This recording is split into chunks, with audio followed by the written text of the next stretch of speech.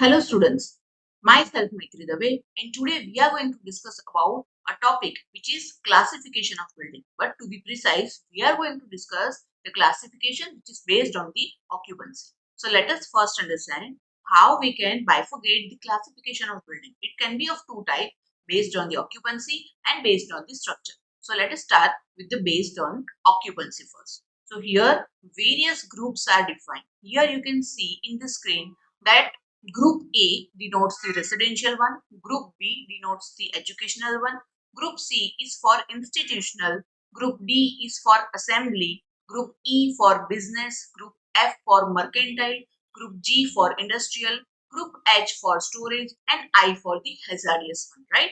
So let us learn all these in detail. So here the group 1 or we can say group A is represent the residential type of building. So how we can consider a building to be a residential one?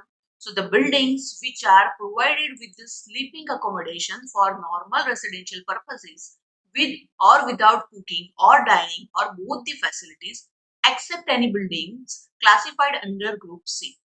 So that is how we can define the residential one. But again, these residential buildings can be bifurcated in different types of group. So here you can see a list of 5 types of subgroup of this residential building, group A1, A2, A3, A4 and A5, where A1 denotes the lodging or the rooming houses, A2 defines one or two family private dwellings, A3 defines the dormitories, A4 defines the apartment houses or the flats, and lastly A5 for the hotels. So let us start and understand all subgroups in detail. So here subgroup A1 which stands for the lodging or rooming houses. So here we can say any building or group of buildings under the same management provides with separate sleeping accommodation for a total of not more than 15% on either transit or permanent basis with or without dining facilities, but without cooking facilities for individuals are included in this subgroup, right? So this kind of houses is classified under subgroup A2 if number of rooms in any of these private dwelling unit is rented to more than 3 persons, right? So that is how this subgroup A1 is defined. Now let us move to the subgroup A2, which stands for one or two family private dwellings. So this subgroup includes any private dwellings which is occupied by members of a single family and has a total sleeping accommodation for not more than 20 persons, right? So if sleeping accommodation for more than 20 persons is provided in any residential building, it should be classified under this subgroup A3 or A4 as the case may be, right? So if the rooms are rented to the outsiders, it should be for accommodating not more than 3 persons. Now here again, this subgroup A2 is further categorized as detached houses, semi-detached houses, row of houses, apartment or flats, duplex type apartment, and lastly the skyscrapers. So let us understand all in detail. So here the first one is the detached houses. So here you can see a clear plan of a detached house where we can see it is the usual tendency of any family to have a house surrounded by its own land. This has led to the formation of detached houses. The design of a detached house can be made by considering the individual requirements of the family to be accommodated in that house. Sufficient margins are left on sides, fronts and the rear. It may also include amenities such as private garden, swimming pool and etc. A detached house permits the highest form of residence and it is applicable at places where land prices are comparatively low. So here you can see a clear site plan as well as a ground floor plan where you can clearly understand the conditions where we can say a house to be a detached house, right?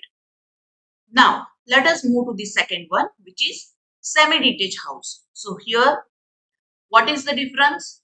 A common boundary wall in the form of the structural barrier which divides an independent plot into two units. That is known to be a semi-detached houses. Such a construction help in securing many advantages of the detached type of houses, and in addition, economy may be achieved by sharing expenses of common amenities such as water lines, drainage lines, electric cables, etc. Here a clear plan, or we can say a site plan, is also there where we can see that the clear line through which this can be divided, right? So that is all about the semi-detached houses. Now let us move to the row of houses. So here, for providing reasonable accommodation to the laborers or workers, a row of houses with minimum requirements such as living room and kitchen may be constructed. It may be single story or up to two story. The row housing yields more net residential density and it is preferred for the low income group of families. So here a clear plan is given which will give you the idea that how the row of houses are arranged and constructed. Now the next is the apartment or the flats. So let us understand it first. Now, what happened due to the tendency of migration of village population to cities, there is considerable rise in the price of city land, and hence it has become practically impossible even for the higher class of the society to have a detached house in a thickly populated city area. This has led to the conception of apartments or flats. An apartment or a flat consists of 3 to 10 stories and each floor or story may accommodate 2 or 6 flats or the apartment. The idea of ownership flat is becoming popular day by day in big cities. The individual flat owners has no future scope either of the vertical or the horizontal expansion. So here you can see the apartment and flats, a clear idea where we can understand how we can manage more population in small area. Now let's move to the next one, the duplex type apartment, where we can say a duplex is an apartment having room on two adjoining floors connected by an internal staircase. It is a one type of modern lifestyle having split levels. In such houses, living room, family room, kitchen, dining room and bedrooms are located at different levels.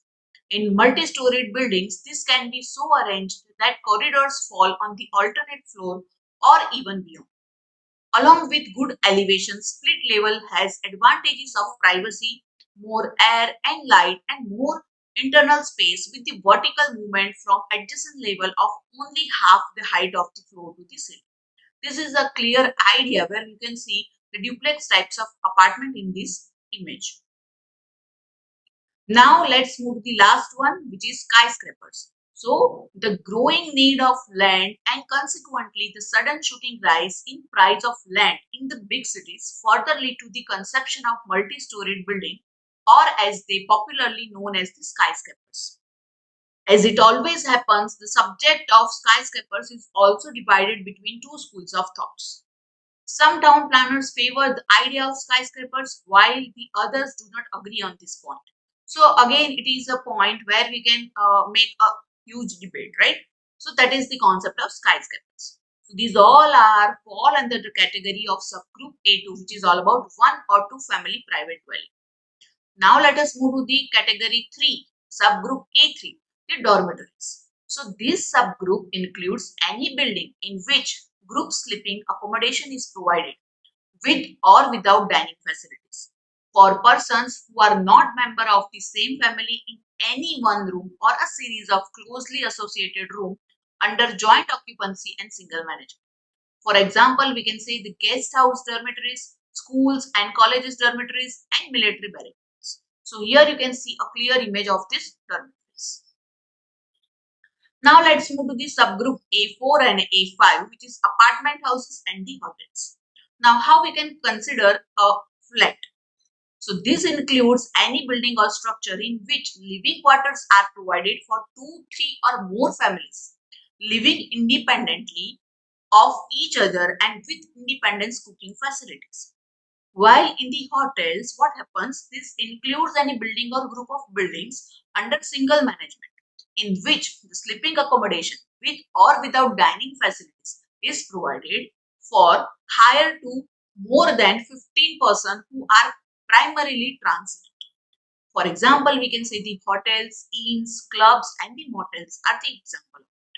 So these all are the 5 groups for particularly residential building. Now let us move to the group B, the educational one. For any school, college building or daycare center used for educational purpose for more than 8 hours week involving assembly for instruction, education of recreation and which is not covered by group D comes under this group. You can see an example of school over. Now let's move to the group C, the institutional one. So these include any building or part thereof which is used for purpose like medical or other treatment or care of persons suffering from physical or mental illness, diseases or infirmity, care of infants, aged person, etc. Again, this institutional sector is further subdivided in group C1, C2 and C3. It means the hospitals and sanitaria, then the group C2 is custodial institutions and last the panel institutions. So let us see all three group in detail. So the subgroup C1 means what?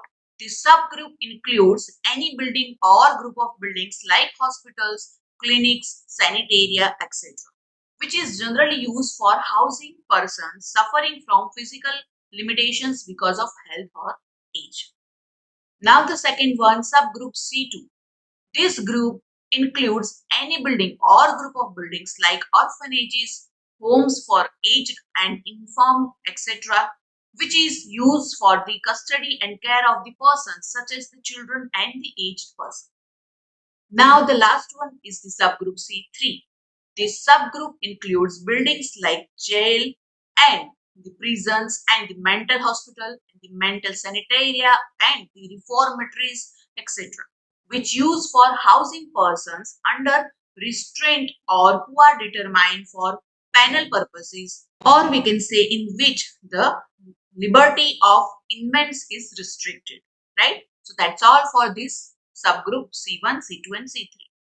Now let's move to the next group, group D, the assembly one. So here we can say that any building or part of a building like theaters, assembly halls, drama theaters, auditoriums, museums, exhibition halls, restaurants, places of worships, dance halls, clubhouses, air terminals, surface and marine public transportation services, recreational piers, sports stadium, gymnasium, skating rinks, etc. to be considered under this. Here what happened where the group of people gather for amusement, recreation, social or the religious or some patriotic or civil travel or other similar purposes are included in this group. So here you can see a clear image where one stadium is there, right? Where the group of people gather for some activity. So that is comes under this assembly one. Now again these assembly buildings are classified under 5 types: D1, D2, D3, D4 and D5. Let us understand subgroup D1 first. So here we can say any building with a raised stage, porcanium curtains, fixed or portable scenery, motion picture booth, mechanical appliances or other theatrical accessories and equipments, fixed seat over 1000 persons and primarily meant for the theatrical or operatic performance and exhibition is considered under this group. Now let us talk about the subgroup D2. So this subgroup includes any building primarily meant for the use as described for subgroup D1 but with the capacity of less than 1000 persons. So here the 1000 persons is the limitation which define the group D2. Now let us move to the group D3. So this subgroup includes any building, its lobbies, rooms and other spaces connected thereto the primarily meant for assembly of more than 300 people without permanent sitting management, raised theatrical stage or theatrical accessories but maybe with raised platforms, right? So the buildings like dance hall, club halls, lecture halls, libraries, passenger terminals and buildings used for educational purposes for less than 8 hours per week are converted under this subgroup, right? Now let's move to the subgroup D4. This subgroup includes any building primarily meant for use as described for subgroup D3 but with a capacity of less than 300 persons. While I am talking about the subgroup D5, This subgroup includes any building meant for outdoor assembly of people not covered by subgroup D1, D2, D3 and D4 like grandstands, stadia, or we can say amusement park or some reviewing stands and circus stands. So this is the bifurcation under this group. Now let us move to the next one, the group E, the business. So any building or part of a building which is used for the transaction of business. It means other than that covered by building in group F. For the keeping of accounts and records and similar purposes, or we can say the barber shops, beauty parlors, lunch counters, serving less than 100 people is considered under this group, right? So that is the example of business center. Now let us move to the F1, which is mercantile. So here this subgroup includes any building or part of building which is used as a shop, offices, stores, markets, showrooms for display and sale of merchandise, either wholesale or the retail. Now let's move to the group G, the industrial one. So this subgroup includes any building or part of a building in which products or materials of all kind of properties are fabricated, assembled or processed. These include assembly plants, smoke houses, gas plants, refineries and some textile mills and some sawmills, right? As shown in this picture. Now let's move to the H1, which is the storage type. So here this subgroup includes any building or part of building which primarily used for the storage or sheltering, where including the servicing, processing and repair incidental to storage of goods, wares or merchandise except those that involve highly combustible or explosive products or material, vehicles or animals. These include warehouses, cold storage, or some freight depots, or some transit sheds, storehouses, trucks and marine terminals, garages, and many more. Right? So, this is the example of storage. Now, the last classification is of I type, which is the hazardous one. So, this subgroup includes any building or part of a building which is used as a storage, handling, manufacturer or processing of highly combustible or explosive materials or products which are liable to burn with extreme rapidity and or which produce poisonous fumes or explosions on storage or handling or in manufacturing or some processing process. So we can say the nuclear power plant is the example of these hazardous types of building, right?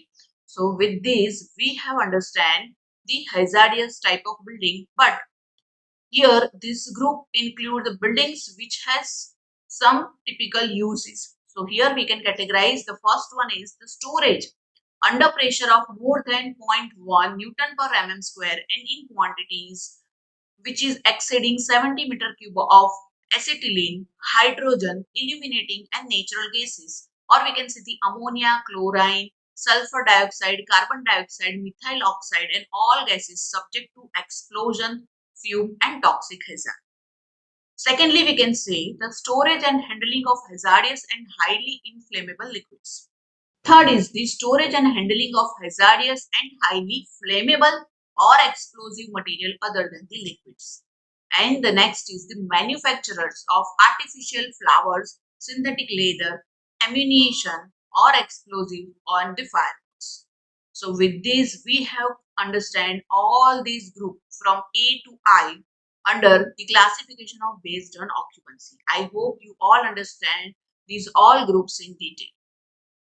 Thank you for watching this video. We will meet in the next lecture.